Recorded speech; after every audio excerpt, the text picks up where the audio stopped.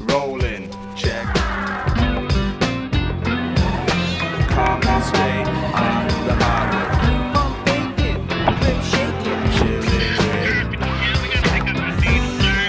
I be rolling out, rolling Off out. the hardwood. Off the hardwood, straight. Today on Off the Hardwood, we'll join Vince Carter to discuss his summer jam, a kids camp, celebrity golf, and Vince's first ever charity all-star game. And MJ, Michael Jordan, makes his return to the NBA.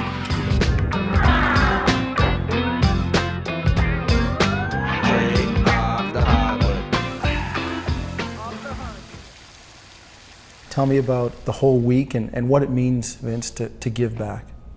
I think it means a lot, and when you do things like that, people realize that you appreciate the efforts they've given as fans to not only myself but to the Raptors, which I'm a part of the Raptors, and I don't do it just for me. It's on behalf of the Raptors also. My name might be on it, the Embassy of Hope might be on it, but it's just for all of us.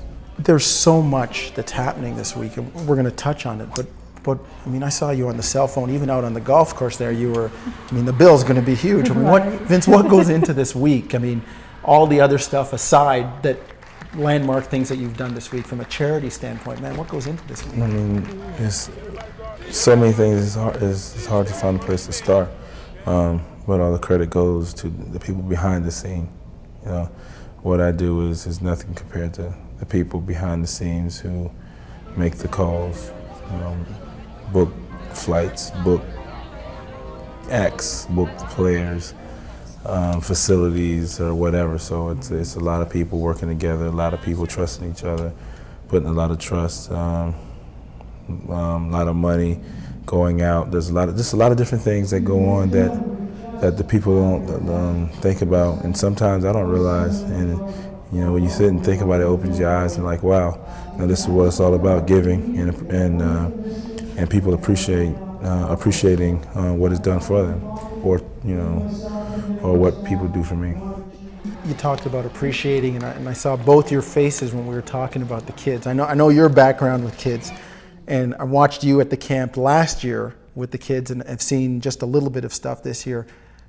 It seems that you really enjoy that. Tell me about working with the kids, especially. I have fun. I have a lot of fun because I feel I can get down to their level and have a good time, and I think that's something they don't expect, something they don't actually believe it can actually happen, because when they see it's always Vince Carter for the Toronto Raptors. It's not like Vince Carter the person. I come in there, I stretch them, I have a good time, laugh, joke with them, wrestle with them, fight with them, all that stuff. And people should know that too. This is not like, and it's funny because a lot of players have camps, not to demean them, but they show up for an hour. I mean, you're there all day. I'm there all day long, and putting in the hours for it. But it's fun because it's hard. It's hard, especially when it starts, the early mornings. But once you get started, you don't want to stop. And they get tired, and I get tired. So by the time they start getting tired, I'm tired. They're hanging off on me, talking junk, wanting to play me one-on-one. I enjoy that because, when they get to interact with you all day, some of them are scared, so they find their times to ask questions. And sometimes, if you're only there for hours, like, man, I didn't get the chance to whatever. And and at the end of the day, that kid might come up to you. I had a kid come up to me yesterday and ask me, what did it take for me to believe in my dreams and making the NBA? And that's what I enjoy, kids asking tough questions. It's always, every day I explain something, talk about something, it's going to be a tough question, and it's good. And I like that because it means these kids are thinking, and they want to know, and they're concerned. How much of that did you take from your mom being a teacher, and how people, we always hear about this, how much both of you were guided through education? That's funny.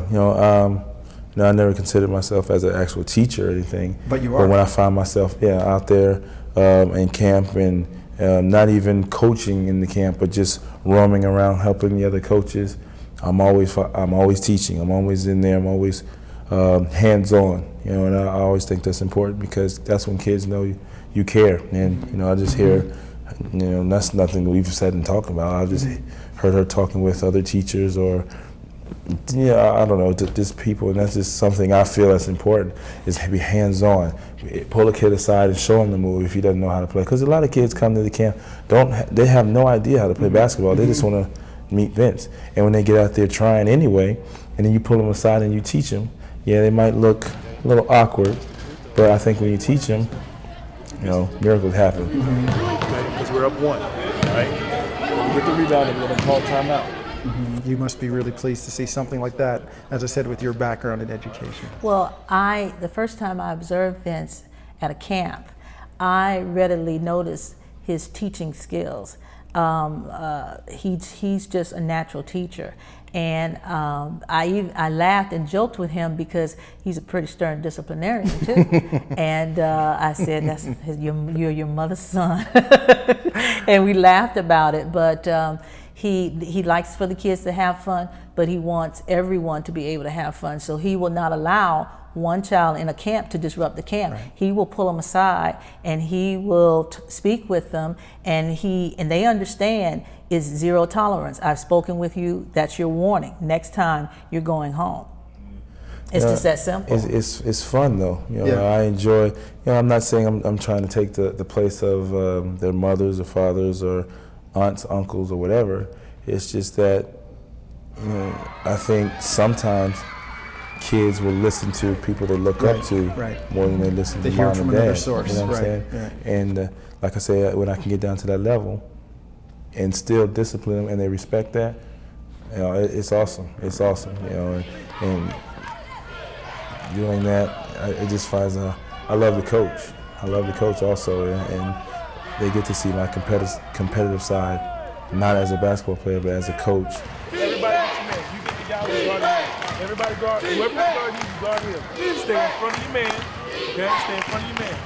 If he beats you, foul. Okay? So they shoot free throws. All right? If he beats you, foul.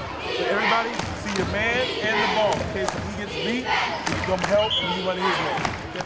And it's fun because we play, I'd have this thing we call game situations, meaning maybe it's 10 seconds left, down 1, ball out of bounds, or something, or 11 seconds, full court, down 2, things like that. I do that, and I pick different teams, and I get them, and I run situations, I run plays for them, and I get to coach them, and up and down the court, and they see I get excited out there, but I'm hard-nosed with them, and they respond, and they find themselves playing at another level that they don't realize it until it's actually over, and they go sit down and think about it. I'm like, man, look at what I just did. Yeah. And that's what I like. And you can see that, and they don't even realize it. And it's just live, and it's electric out there. And now we're selling out a summer charity basketball game, and it's mine.